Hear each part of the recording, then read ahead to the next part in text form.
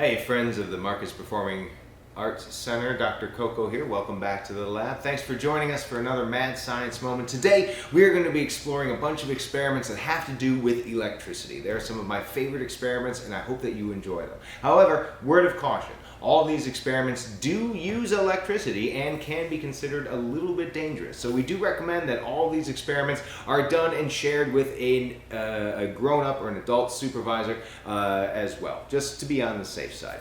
But every single one of these experiments can be done with things that you can find around your house, and they're all super fun. Enjoy. Hey scientists. Alright, so one of my favorite experiments that has to do with electricity is something called the splitting water experiment, or something that we sometimes call electrolysis. Essentially, what I want to do is send a bunch of electricity through this container of water so I can see how the water reacts as the electricity travels through it. Now you can do this experiment at home, and it's very easy with only a couple of things that you're going to have to find. First and foremost, you're going to want a clear container that you can fill with water. And you're going to want to also have some salt handy, as that's going to be very important to mix with the water for this experiment. After that, you're going to want to find a 9-volt battery, recommended 9-volt battery. You can use lower voltage batteries, but this one seems to be the best for this experiment. And then a couple of wires and some sort of conductor, something that can allow electricity to travel through it very easily. When I learned this experiment, I was shown it with 2 pencils that had been sharpened on both ends. You see, pencils work great for this experiment because the graphite inside of it is a natural conductor of electricity. Electrons from one atom in the graphite can travel all the way down this series all the way to the other end very easily. And that graphite is wrapped in wood, which is a really great insulator, which means the exact opposite. The electricity has a very difficult time transferring from one atom to the next through the wood. Now, because of that, this means that this is a very safe thing to use for this experiment, because I can hold on to the wood part of these pencils without ever having any of the electricity or touching any of the live parts of what we're going to call our circuit. Now, in order to make this experiment, the first thing you're going to need to do is take some of the salt and mix it in with the water in your container. Now, the salt is very important. The salt is what allows, or it doesn't allow, it helps the electricity and the electrons move from one side of our circuit to the other as it travels through this water. I'm going to give it a quick stir with my pencil here. And then I'm going to hook up both of these pencils to some wires that I've attached to my battery itself. Now, I have these really nice alligator clip wires, which make it very easy for me to able to attach a battery to different components if I want to test it. If you don't have these alligator clips, you can just use any sort of bare wire, but I would recommend possibly taping it to the battery as well as to the tips of the pencils before you do this experiment, so that the wires don't fall off in the middle of it and you can see the whole reaction. Now, once I have both of my pencils hooked up to my wires and I have the salt mixed into it, I have essentially made an electric circuit that is not complete yet. Now, I'm going to put my goggles on, and then I'm going to put both of these pencils right into the salt water mix that I had before, and you should see the reaction happen almost instantaneously. Yep, I already see it happening. What you're going to see is a lot of bubbles forming on the tips of the graphite of the pencils that are in there. And primarily, you're going to see the bubbles forming on just one pencil.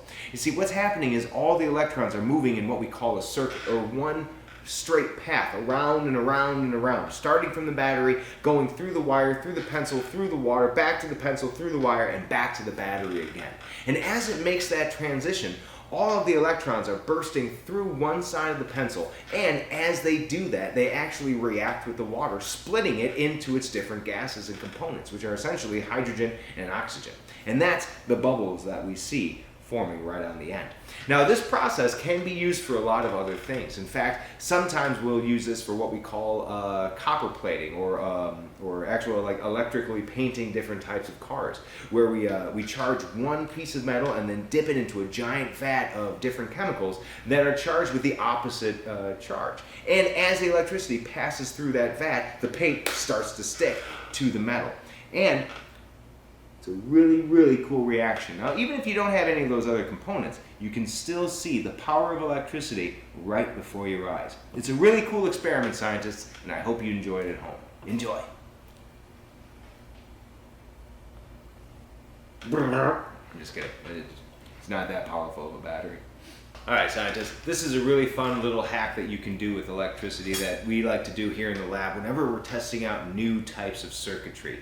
You see, solder is a very delicate process, and sometimes that's what we use to try to connect different types of components together so that they don't fall apart. However, when you're experimenting, sometimes you don't want to waste all that time. So we found a really fun way that you can actually use at home to make some practice circuits and without risking melting a lot of metal and hurting yourself. All you're going to need is, once again, a battery of some kind. I have my old trusty 9-volt battery here, and then some different electronic components. I recommend an LED light bulb, which is one of these little, very small light bulbs here. It doesn't need a lot of electricity to work, which means it's great for this type of practice circuitry build. And then I also have this little piezo buzzer, which just makes a nice high-pitched sound whenever electricity passes through it. Now, usually I would need a bunch of wires and other types of equipment, or something called a breadboard sometimes, to actually put all these things together and figure out how they work. However, I have just these two little pieces of Play-Doh that are going to work just as well. You see, Play-Doh has a bunch of salt mixed in with it, which means that it's really good at conducting electricity. As the electricity is able to pass through this Play-Doh very simply, it should be able for me to take this and just connect all of my little components to it. And by the end, we should have a rudimentary, basic working circuit. So I'm going to put my LED right into the battery. And also, a tip with the LED light bulbs, they are one directional only, which means that the electricity has to go in a certain direction in order for it to light up. It has to go from positive to negative, as opposed to you can't just flip the battery around and expect it to work. Which, keep in mind, if you try this experiment and it doesn't light up the very first time that you put it together, you may want to just try flipping the light bulb or the battery around. All right, I have my Play-Doh connected to my LED and also my piezo buzzer here. The last thing I need to do is just add my battery to it. So let's see if I put, oh no, it's falling apart. If I put all of these things together, if I should be able to make an actual working circuit.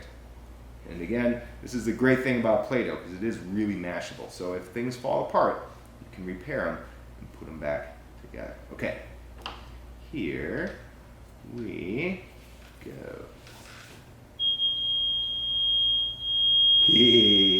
Just by putting this battery to the Play-Doh parts, we've had a real nice completion of circuitry. So now the electricity can pass through not only the wires but also the Play-Doh, and I can see that I can have a little buzzer and a light bulb light up at the same time.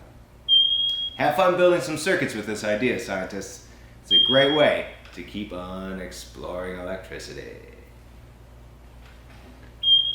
Hey, scientists, you know, one of the biggest problems that we always have in the laboratory is sometimes when we're building things and a little part just doesn't seem to be within reach, just outside of our grasp. And we had to try to solve this problem using some of the knowledge that we've experienced and learned through our times in the laboratory. Well, I have a really fun little solution to a problem that we seem to be facing all the time. You see, I have here a screwdriver, which is really, really handy for picking up screws and actually putting them into place. However, sometimes you may notice that with these tools, they don't want to pick up stuff just by themselves.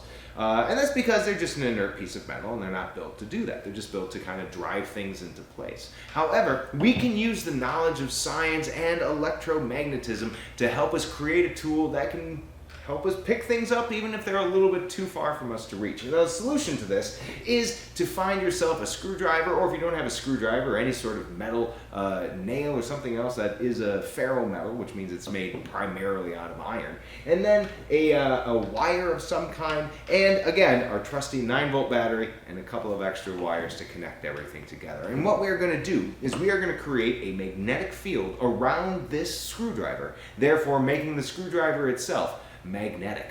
Now, the science behind this is actually really, really interesting, and it's part of the root of the ideas that have allowed us to invent such things as speakers and microphones and your cell phone and even all the new wireless charging technology that you've seen out there right now. You see, when electricity travels through a coil of wire like this, it not only travels through the wire, but it generates a magnetic field just by itself.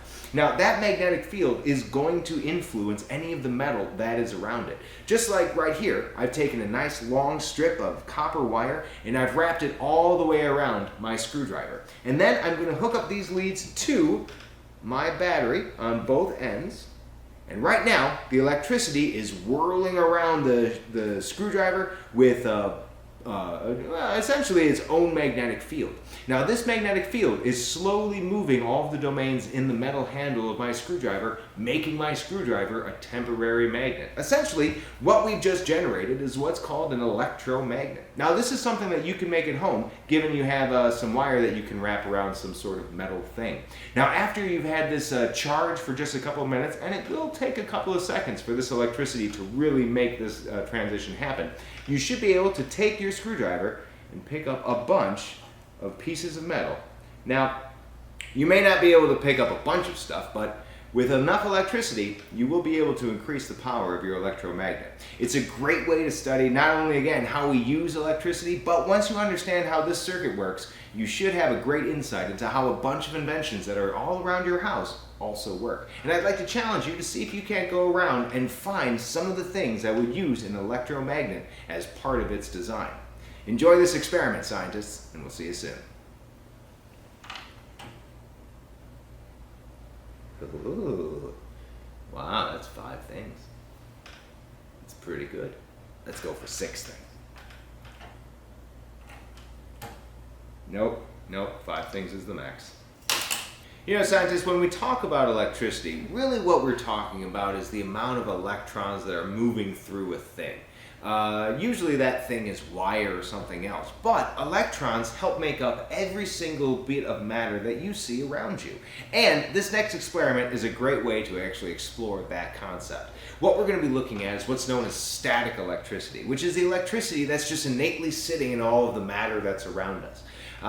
In order for you to do this experiment, the first thing I recommend is finding a balloon of some kind. Now, balloons are a classic science experiment piece of equipment, especially for studying static electricity, because everybody at some point has taken a balloon and rubbed it on their head like this, and then made it either stick to a wall or seen how that static electricity that's in that balloon can actually attract other thing here, like my little makeshift jellyfish model. Now, this jellyfish is a really easy thing that you can make and use to explore static electricity in your house. All you need is a paper plate and a few pieces of string that, as you can see, I taped right to the middle of my paper plate. If you can't find string, you can also do the same thing with some strips of very, very light paper. I have some things of wax paper here, but tissue paper works just as well. And essentially what you are seeing is every single time that I rub this balloon on my head, I am giving it extra electrons. It's actually pulling electrons from my hair and storing it in this balloon itself. Now, as I bring this balloon close, it's going to want to find a balance with the extra electrons that it has versus the not as many electrons in here. And they're going to start to try to transfer electrons between each other.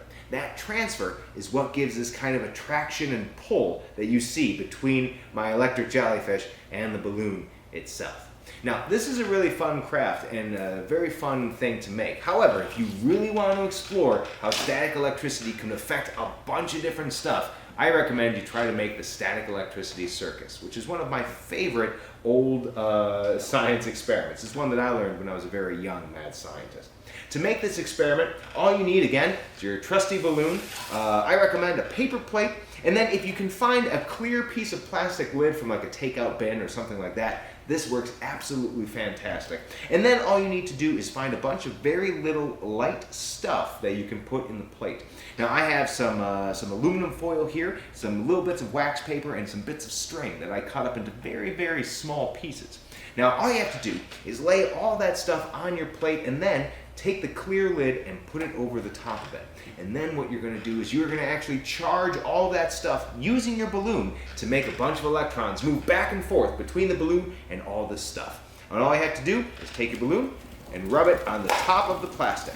Now, I recommend holding the plastic down with your hand while you do this, but as you rub it around, you should start to see all the little bits and pieces and things underneath the plastic start to jump around, maybe float and stick to the roof, and then drop back down again as those electrical charges flip from positive to negative, too many electrons to not enough electrons, over and over and over again. It's a really fun way to start exploring how electrons move, how they can transfer, and what different types of stuff can hold different amounts of electrons. I hope you enjoy these experiments, scientists.